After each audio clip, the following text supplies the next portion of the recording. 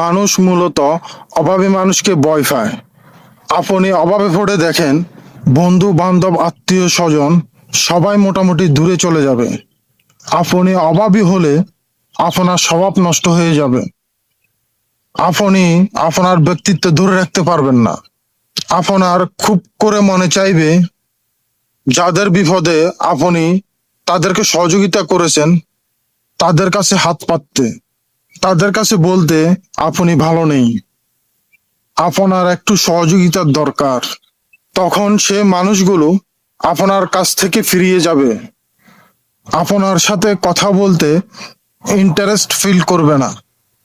আপনি কল দিলে তারা ব্যস্ততা দেখাবে, সেগুলোর প্রতিবাদে আপনি কিছুই বলতে পারবেন না, কারণ আপনি অভাবী।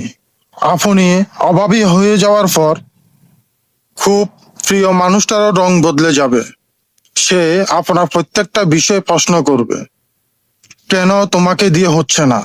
মজার বিষয় হচ্ছে, অভাবী মানুষটা সব কিছু করতে পারে না, তাদেরকে দিয়ে সব হয় না। কারণ পৃথিবীর প্রতিটা কাজের পিছনে কোনো না কোনোভাবে টাকা পয়সা জড়িত।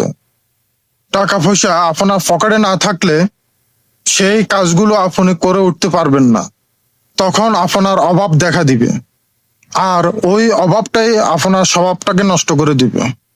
দেখবেন আপনি ব্যাক টু ব্যাক প্রতিটা কাজে অসফল হচ্ছেন, প্রশ্নবিদ্ধ হচ্ছেন, মানুষের কাছে তাচ্ছিল্য শিকার হচ্ছেন।